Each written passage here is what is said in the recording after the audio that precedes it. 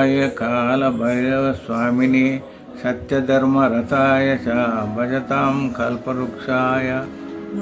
అఖిలాండ కోటి బ్రహ్మాండ నాయకుడైన శ్రీకృష్ణ పరమాత్మ దివ్య శరణ పాదపద్మం నమస్కరిస్తూ విధానంలో ఆసక్తి కలుగుటకు జిజ్ఞాసులకు మీ హృదయంలో ఒక జీవాత్మ చైతన్యకు నమస్కరిస్తూ పవిత్ర ఆత్మస్వరూపులైన ప్రియాత్మ బంధువులారా, ఈ లోకంలో ఎన్నో ఉన్నాయి, కానీ ఇప్పుడు ఈ నోటు చెప్పుకునేది పురుషోత్తమ ప్రాప్తి యోగం.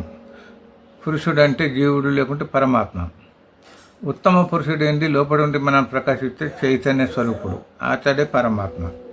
కాబట్టి దాని గురించి మస్తు చెప్పాలంటే 20 శ్లోకాలు ఉన్నాయి. దాంట్లో మనకు ఒక వృక్షం గురించి పోల్చింది. ఆ వృక్షం నీరు వస్తుంటుంది, దాన్ని ఏళ్ళు పోతాయి కిందకని, మన తలకాయ నుండి ఏళ్ళు మీదకి పోతున్నాయి, కిందికి శాఖోపశాఖలు పోయి అని చెప్పి మనకు మొదటి శ్లోకంలో చెప్పింది అన్నట్టు. అది చెప్పాలంటే 20 శ్లోకాలు వ్యాఖ్యానం కాదు. ఇక్కడ ముఖ్యంగా ఏంటంటే నీవు ఎక్కడికి వెళ్ళొచ్చినావు 7వ శ్లోకంలో మనం అర్థం చేసుకోవాలి.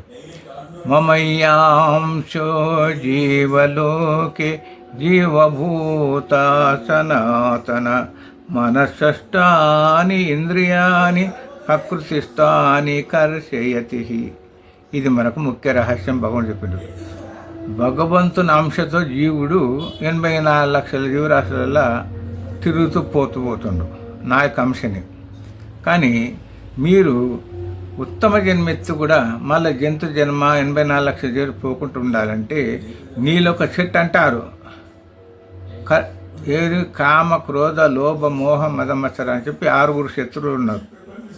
కాబట్టి 6 శత్రువులు ఎప్పుడైతే నీ నుండి వెళ్ళిపోతారో అప్పుడు నీకు మోక్షం లభిస్తుంది. కానీ మనకు మనసు బుద్ధి అనేది ఉన్నది. కాబట్టి ఇక్కడ ఏం చెప్తుండో ఇక్కడ 15వ శ్లోకంలో సర్వస్య అహం వృద్ధి సన్నివిష్టు మత్త స్మృతి జ్ఞానమపోహనంచ వేదేశ సర్వే అహం వేద వేదో వేదాంతకృత్ వేద వివేదం. అహం సర్వస్య అంటే అందరి యొక్క హృదయంలో స్థిరమై ఉన్నాను.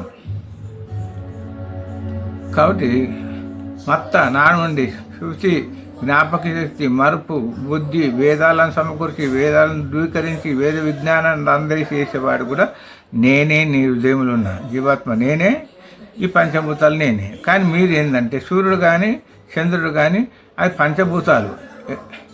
ఏదో ఆదిత్యగతం తేజో జగద్భాషయతే అఖిలం యచ్చంద్రమసి యచ్చగ్నౌ తత్తేజో విద్యుమామకం. ఆకాశంలో సూర్యుడు చంద్రుడు అగ్ని అన్ని పంచభూతాలు నా స్వరూపమే. కానీ అవి నామరూపాలను సాయం చేస్తుండ్రు. గాలి సాయం చేస్తుంది, నీళ్లు పనిచేస్తున్నాయి, అగ్ని పనిచేస్తుంది, గాలి పనిచేస్తుంది. ఇవన్నీ పంచభూతాలతో నిర్మాణం చేసిన వస్తువు పంచభూతాలు. కాబట్టి ఆ మనసు బుద్ధి కూడా నాకే సమర్పించాలి.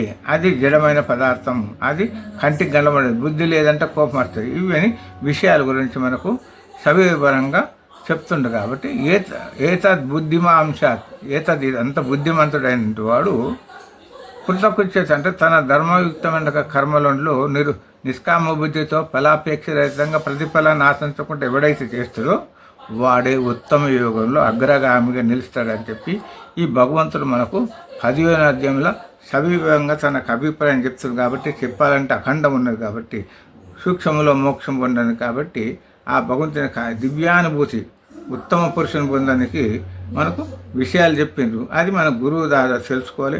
గురుముఖత వెళ్ళిన అమృత జ్ఞానాన్ని మనం అవగతం చేసుకోవాలి. అప్పుడు మనకు ఆత్మ సాక్షాత్కారం పొందుతుంది. హరి ఓం తత్సత్ పరబ్రహ్మార్పితమస్తు.